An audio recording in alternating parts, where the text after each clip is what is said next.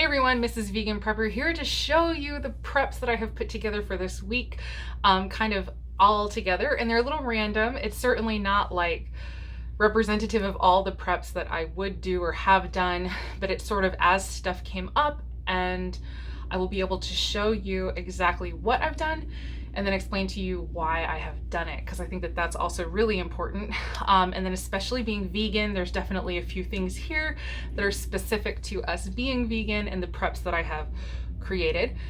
So number one thing I'd like to share is I am sort of stealing a moment as I was able to make this video, but there could be interruptions, there could be kids, and so please keep that in mind. Hopefully that won't happen, but if so, just know that it's a possibility because our life is crazy.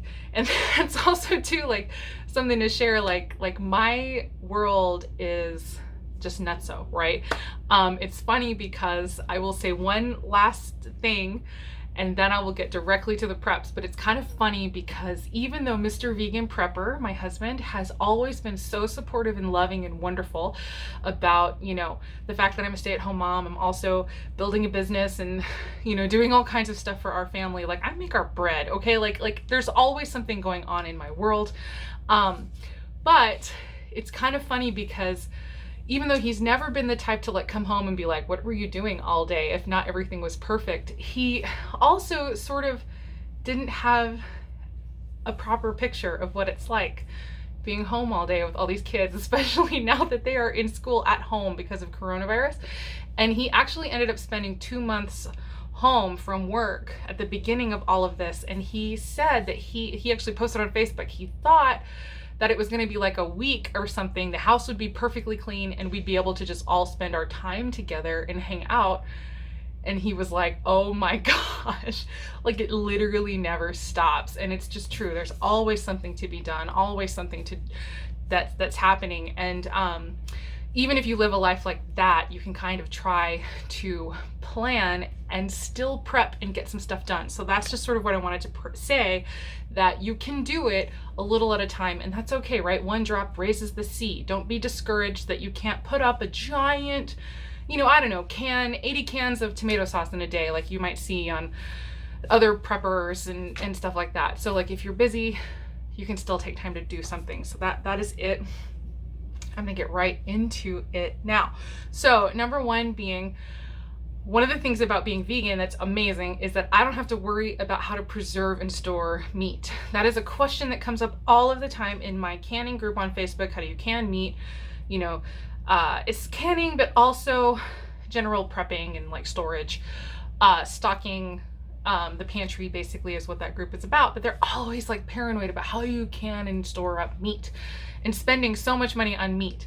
Let me tell you, you do not need to spend a lot of money to prep if you're a vegan, because you can just buy beans. But the thing that I always see and wonder about is, what if you're in some sort of situation where you don't have any power, water is precious, and you're not looking for something that's going to take hours and hours of your fuel time to cook. And then if you don't have electricity and you can't just like toss stuff into an Instant Pot, what do you do?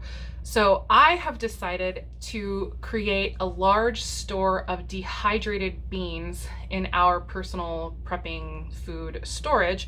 And so I'm going to show that here. I also, because I keep talking about showing my calorie inventory, I have my little clipboard here. But basically all it amounts to is, so for instance, look, if you can see that, like these top two things, this is showing so far what we have in the specific prepper pantry. This is not everything that is in our freezers and in our pantry that we eat from. This is just the extra that we have stored up so far.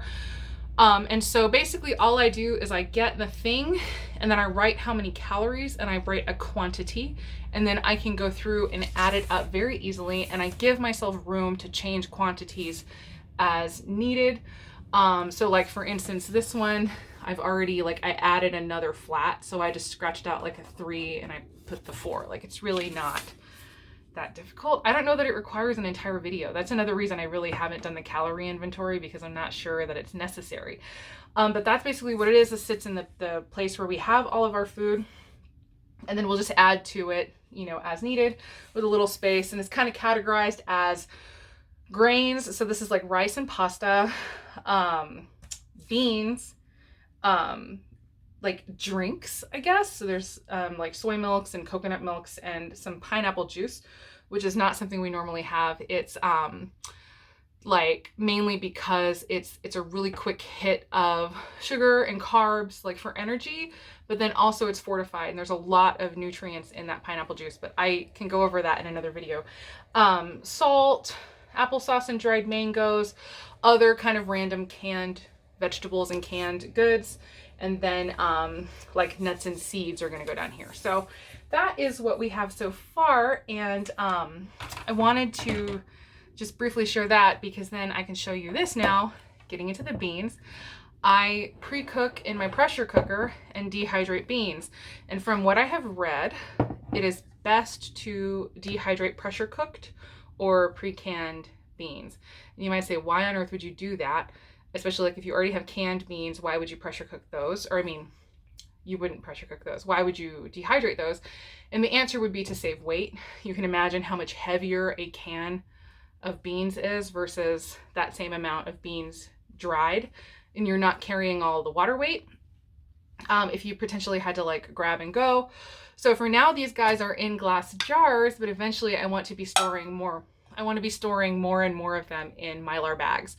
And the plan is to eventually also create a big plastic tote that is full of mostly dehydrated goods that will be part of the, you know, the separate pantry, but also is a very specific grab and go pantry. Like if there were ever some situation where all of a sudden we would need to up and leave the city, we could have a big tote full of already pre-cooked and dehydrated foods that would be very easy to eat on the run. What's kind of cool too is that I know for the chickpeas, so I assume for the others, even though I don't know how pleasant it would be, with the pre-cooked and dehydrated beans, you don't actually even technically need to rehydrate. Again, at least the chickpeas, you can just sort of crunch on them like a dry snack. And so then you can also get the food that way.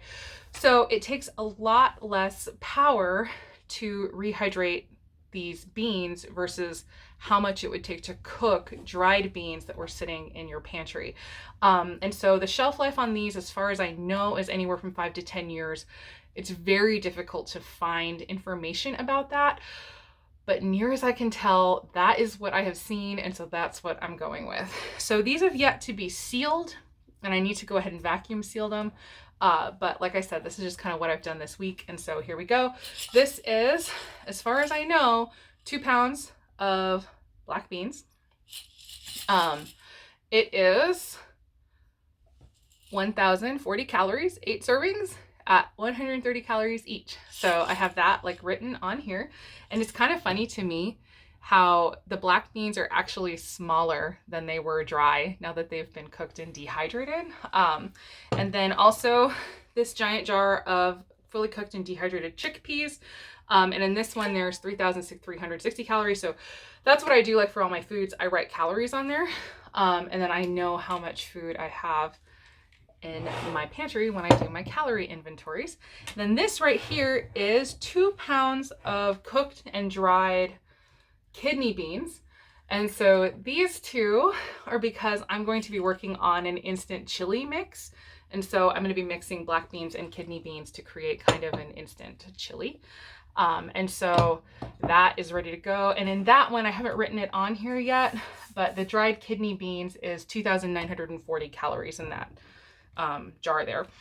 And so then moving on from the beans. So yeah, I just really think it's important to be stocked up on beans, and then also stocked up on beans that you can eat, that you don't need a lot of fuel to cook. So that's why I do it like that. And canned beans are obviously the easiest, but they're just sort of heavy. And then they also take up quite a lot of room. So it would take a lot more room for me to can these in my pressure cooker or in my pressure canner. Do not can things in your pressure cooker.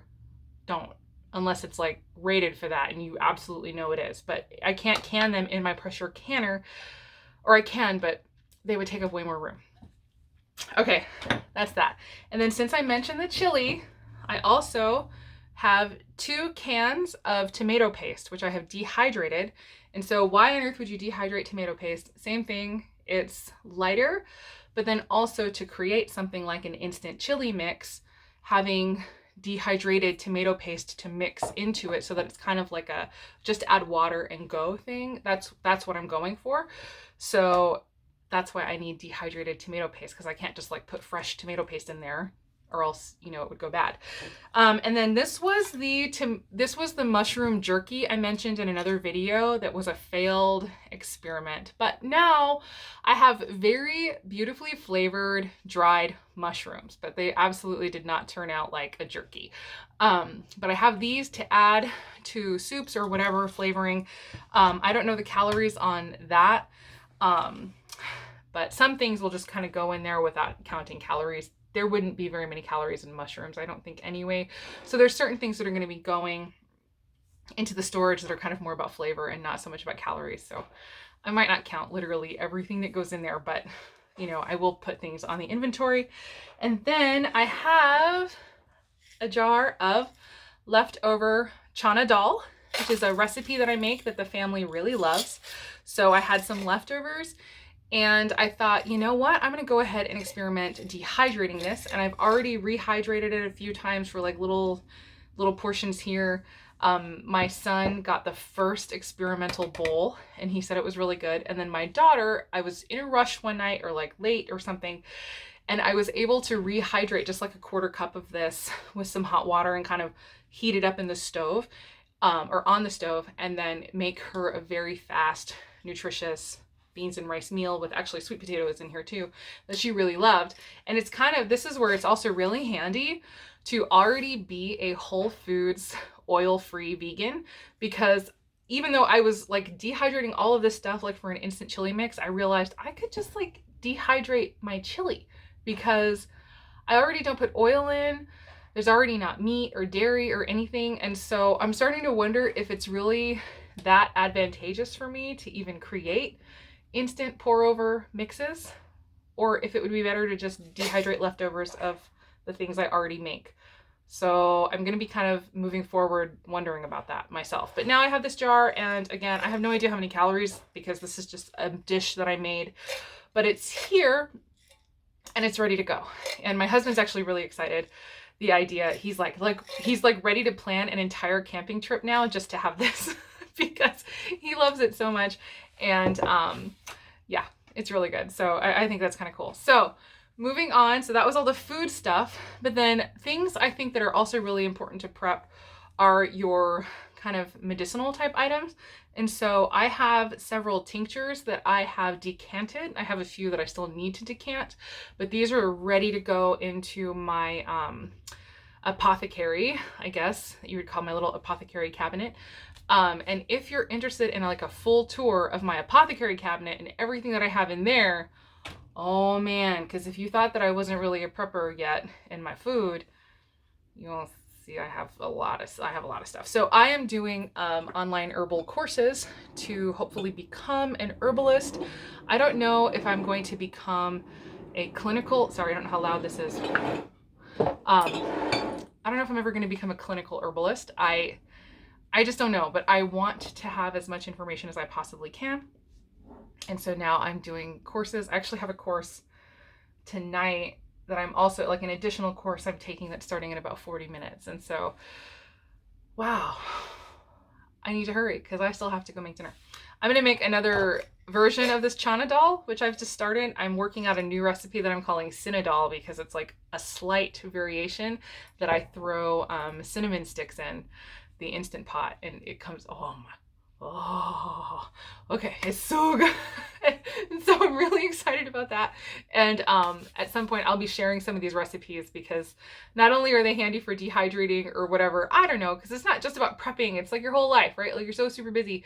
So it's great to have a repertoire of really healthy whole food recipes that you can just kind of like dump and go, and like it takes maybe 10 minutes to toss everything into an Instant Pot, and then you get to just leave while it cooks and go do your online courses and not feel like a bad mother because everybody still has food. These people never stop wanting food. So you know what? We just like make sure that they have it. But anyway, back to the tinctures. So medicinally, I think it's great to have herbal stuff on hand. It's actually kind of incredible to me how powerful and wonderful these things are. That's like a whole other video that I could get into, but basically I think it's kind of funny how herbal medicine is called alternative medicine when really it's like the original medicine. Like modern medicine is like alternative medicine. And I think that what we have now is an increased understanding of diagnostics and increased diagnostic tools, which is absolutely fantastic. You know, you can get blood work now, you can get other kinds of tests done and really a good picture of what's going on in your body. And that's kind of honestly how I use doctors now, is I just go to get diagnoses, and then I very rarely, if ever, do what they say to do for the thing. So I think that it is really important to get a clear picture of what's going on in your body if, you know, there's some issue. But there are so many wonderful things that plants can do for you. Number one, whole foods, plant-based, no oil, vegan diet is like number one. So as much as I love herbs, I don't think that I could ever just recommend somebody start taking herbs for some condition as if a plant is an equivalent to a medicine. Or if you want to look at a plant with that same, like a pill for every ill theory that permeates and informs the decisions of the medical establishment, where like if you have high blood pressure, let's give you this pill, and then let's give you this pill to counteract the side effects of this pill, and then you know, like it just kind of goes back and forth until suddenly you're taking a million medications, and that's not very good. But anyway, plants are incredible. They have an incredibly powerful work that they do in the body, but it's also much better to be healthier from, you know, the get-go, like with your diet and everything. And so, oh my gosh, let's get into which tinctures I just decanted for now. And so basically, typically when I tincture in a quart-sized jar, and I would love to say that I do the mathematical tincturing every single time. It's in Richa Chek's book. I think it's Making Plant Medicine. I will link it down below, which is just an incredibly excellent book for learning how to create the herbal preparations. And he's incredibly methodical and just like really like on point. And I love it. And a lot of times I do the mathematical tincturing, but a lot of times I just do the folk method. And I'm trying to get better at doing like mathematical, where you have a ratio of certain grams of herbal menstruum, but like the grams of the, no wait, is menstruum? Oh my gosh, I'm blanking. So anyway, sorry, it doesn't matter. You have so many grams of the actual plant matter versus how many milliliters of the alcohol or whatever that you're creating, even if it's like a glycerite or a syrup or a decoction or an infusion or whatever. So you can do it very mathematically and very systematically, and that is what I will need to be doing more and more as I get closer and closer and closer to the possibility of this medical herbalism thing, or clinical herbalism thing. But for now, for my family and for ease, a lot of times, just again, because I'm in a rush, and many times I do not have time to sit. And so if I don't do something very simply, it will not get done a lot of times. So that's kind of what I'm dealing with right now, and hopefully getting better. And then as my daughter gets older and older, it gets a little easier. But I'm pretty sure every single one of these tinctures is folk method. But I can still very much smell the plant matter, and I think that they're still great. But yeah, I need to stop talking about it and just get to it. So one of them is because I was almost out, because I gave a whole bunch of it to my friend, and it really helped her. She had a surgery. Anyway, I won't get into it. But anyway, white willow bark tincture. It's a classic. And again, I hate to like start looking at these plants as if they are specifically like a medicine. But if there is one that you could look at in that way, I think white willow bark has to be one of the ones that's closest to being like, take this for this. And then that is obviously a major pain reliever. This is the origination of aspirin, but it takes about 45 minutes to work. And that's because of the tannins that are present in the tincture and in the medicine. It slows down the absorption. So a lot of times people who have issues taking aspirin, and it gives them stomach problems because they're taking like that one piece of the plant, and then suddenly you end up with side effects, right?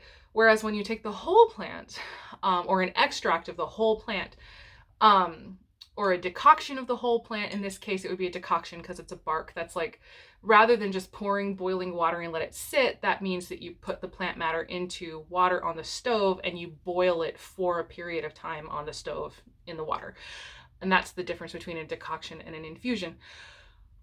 So when you do, some, whatever extract of the whole plant it is, whether it's an alcohol extract like this is a tincture, or a decoction, which would be a water extract, you're getting the whole plant, and that's all of the stuff in there. And so white willow bark has tannins in it, like I said, which slow the absorption, and so people don't end up with upset stomachs taking this. But then of course it does take a little longer to work. But this is for like general pain, but also excellent for arthritic pain, swollen joints, and stuff like that. As an aside, I actually have not taken white willow bark in like 3 years for myself because I was pregnant and nursing. I'm still nursing my daughter. She's 2.5.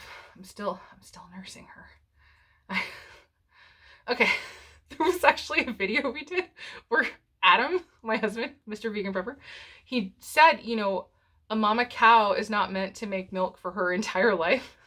And I had a moment where I was like, in that video, and I don't know if any of you watched it or saw that, but that was what it was. I was like, I don't know. It's like, I'm making milk my whole life, it feels like. Anyway, so that one's great. So I have that on hand just as general pain reliever, fever reducer. But then again, I'm not taking it as a pregnant woman. I'm not pregnant. Or as a nursing woman because of the connection to aspirin there, which is kind of dangerous and potentially dangerous for kids. So white willow bark is definitely not for kids. So that's it. Small children, when they have colds and the Reyes syndrome and all of that, I think is what it is that happens if they get aspirin. Okay, yarrow leaf and flower. Moving on, my quick video, as always. At least I didn't say it was going to be quick at the beginning because I'm learning. Yarrow leaf and flower tincture. Yarrow is also incredibly wonderful for so many things. It fights infections. It's a styptic. When you have powdered yarrow, I think should be in either powdered yarrow or like capsicum, cayenne powder, depending on how severe the wound is. Both of those are styptic. And I think that having powdered yarrow or like cayenne powder, if you don't have yarrow and the cut is not too deep, because it will burn, but styptic means that it will stop blood flow, and kind of dramatically. Like it's kind of incredible how fast yarrow will work for that very purpose, and also kind of antimicrobial. And so this is a great one to have as like a herbal first aid type thing, but then also for many other reasons that you would want to take herbal yarrow tincture, but I can't get into all of it right now. It's sort of do your own research. That is mainly because I want it as a first aid option. And then burdock root tincture is actually excellent. So like I was saying, I typically tincture in these, but then I store in a pint jar because then once you take the plant matter out, it's like a huge waste of space in this jar. So I switch them over to pint jars once they're decanted. Digestive stuff, cleansing the body, like burdock is so wonderful for so many things. Again, that's another one where you'd have to like kind of look it up. But for me, I keep it on hand because it is a digestive aid, but then also a cleanser. So this is a great remedy for acne internally, especially when taken with calendula. And I have calendula tincture as well. And then we've got elderflower tincture in rum. I have another little dropper here. That's just because it wouldn't all fit in here, so I went ahead and made a dropper of it. And then elderflower is another excellent fever reducer. I tend to, it's overly simplistic. Like I hate to be overly simplistic about the herbal medicines, but I tend to think of elderberry as a preventative. So you would be taking elderberry syrup or elderberry tincture even as a preventative of like the flu or whatever. But then if you should end up getting sick anyway, I would switch over to elderflower as like the treatment of the active issue. There is some saying that even elderflower is not appropriate for treatment of coronavirus or COVID-19. So I don't know, things like ginger or garlic, star anise, those are things that might be more appropriate for something like specifically COVID. I'm not saying those are cures for COVID by any means, but if I had to choose something, I would personally be doing a ton of ginger, a ton of garlic, and probably even a ton of cayenne. But elderflower and elderberry are both immune stimulants, and that's why they say it's not safe for COVID, because at the end of the COVID infection, when it's the most dangerous, people tend to die not of the disease itself, but of their own immune reaction to the disease, where it creates that cytokine storm in their lung. And it's too much of an immune response. So you don't want to be taking an immune stimulant if you are dealing with something like that. So I don't know. There are some who say, like, by the time it would be dangerous, you would be in the hospital, but, probably better safe than sorry. Definitely be taking it as a preventive. I think elderberry has been shown to, it has been shown to block the viral receptors of cells, so that it's like harder for a virus to hook onto your cell, specifically the flu virus. I don't know if it would also work the same way for a coronavirus like COVID-19 or the common cold or whatever. But anyway, it's up to you. Do your own research, okay? It's like, I will teach you to fish. I'm not going to just like give you the fish. Go do your own research. Seven Song is a great herbalist. Robin Rose Bennett, Rosemary Gladstar, Matthew Wood. There's a lot of people, like really good herbalists out there who have written about that issue specifically. Oh my gosh, this is getting so long. I need to stop. But last thing is Hawthorn berry tincture. Hawthorn berry is incredible as a heart medicine specifically. It is just sort of known as a medicine for your heart. And then both physically and spiritually, it's said to be like one of the best supporters for a heart, like for grief even. I don't know how much that is true, but you know what?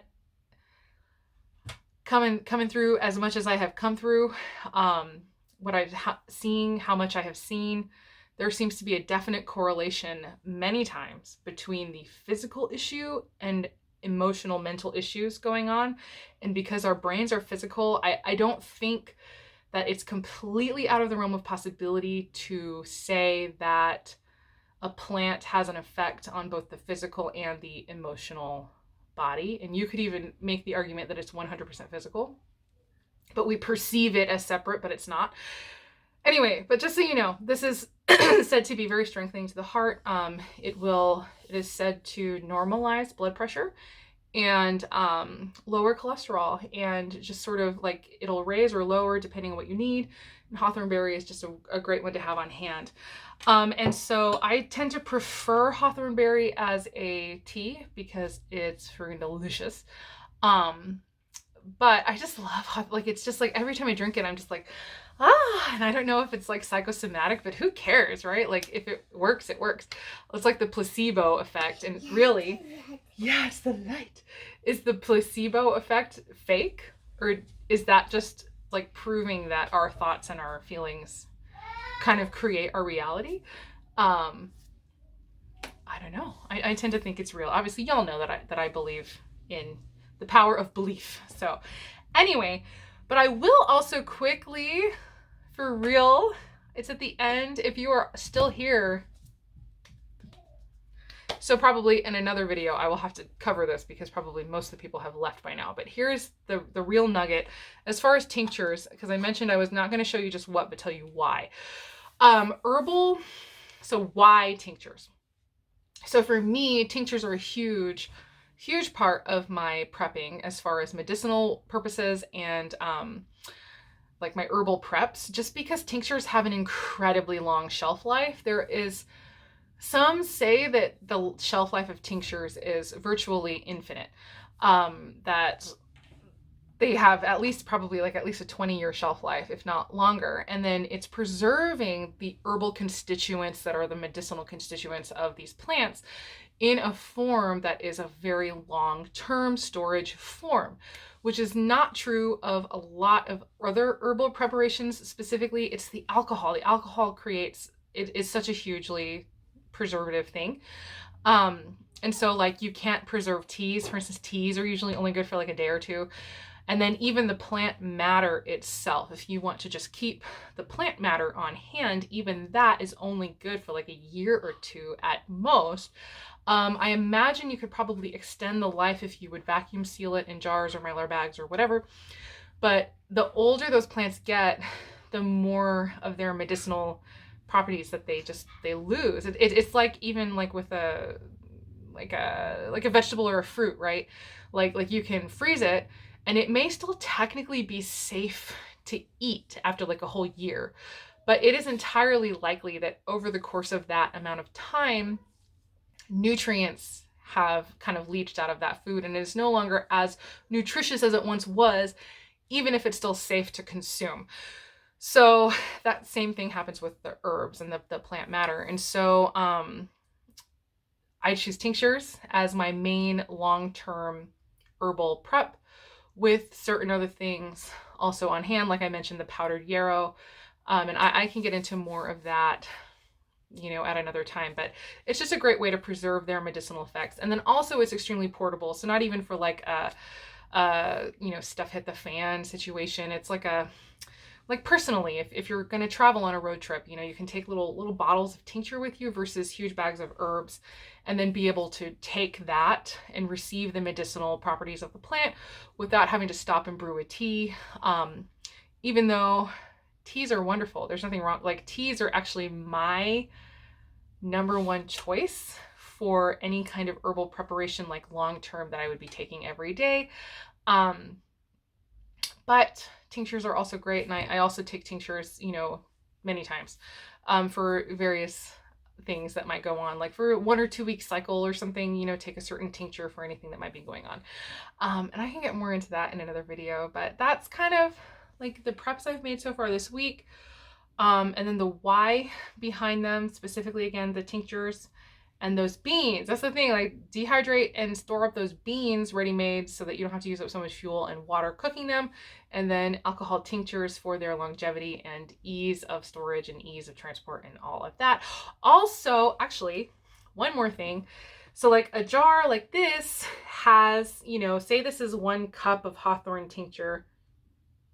I said I was done, but I'm not. I'm multiplying.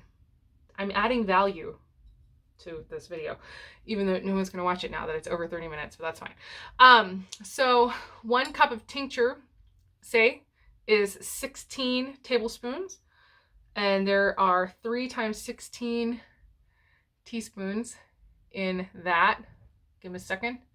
32, 48. Is that correct? 48 is 16 times 3. It doesn't matter. Let's pretend it's 48. I think it is 48. So 48 teaspoons. That would be like 48 doses, essentially. Because most people take about a teaspoon a day of a tincture when they're using like a medicinal dose of a tincture. It's about a teaspoon a day. And so it uses less plant matter per dose. So if you were making tea of hawthorn berries, you would be using up a lot more hawthorn berries in a tea over the same course of the same 48 doses.